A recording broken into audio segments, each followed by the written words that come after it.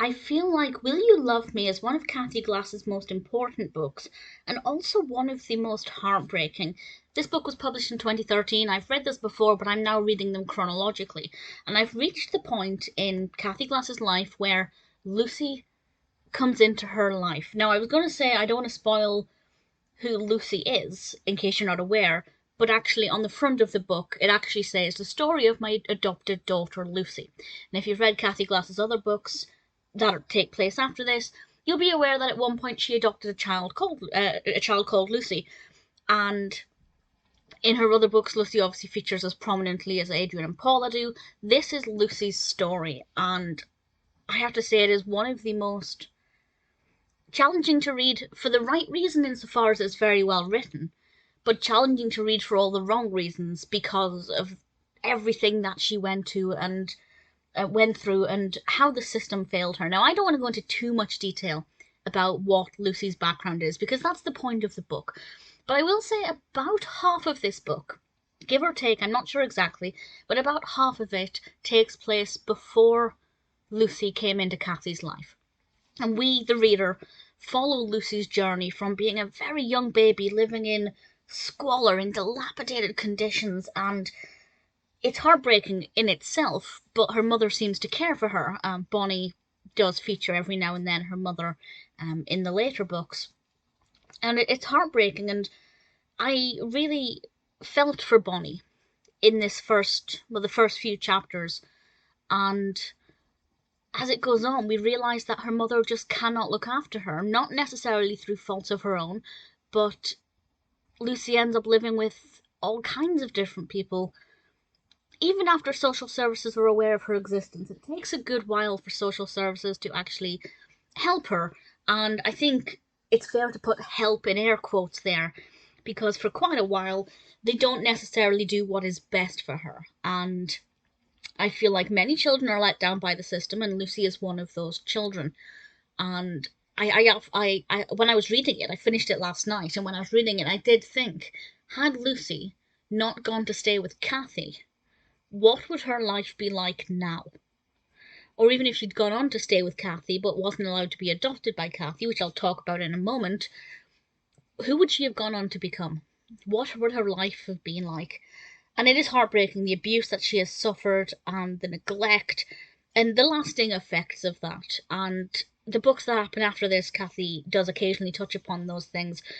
But it's really challenging to read, to think that a girl of Lucy's age could experience so much neglect, emotional and physical neglect, that she could still fall through the radar of the social services, and even when they're aware of her, they didn't necessarily always do the right thing. And the book, points this out and makes it very clear that people should have done certain things differently.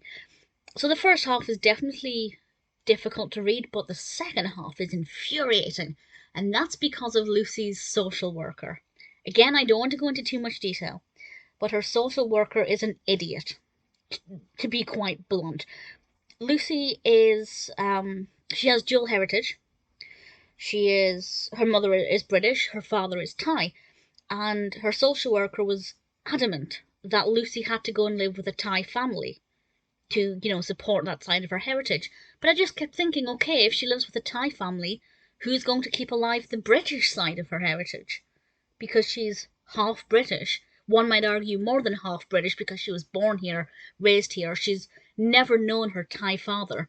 Other than having some blood from a Thai person, there is nothing about her that is part of that heritage. Maybe that's what the social worker was getting at, but Lucy didn't want that. And I can't say what happened with this social worker, but it's very... Actually, with Cathy Glass's books, there's at least one adult in each book that I really want to punch. And I'm not a violent person, but I wanted to shake that woman by the shoulders and tell her to wake up and get her head out of her own backside, because she was ruining Lucy's life. And the stars aligned, and as we know, Cathy adopted Lucy. I will say the ending of this book felt very rushed.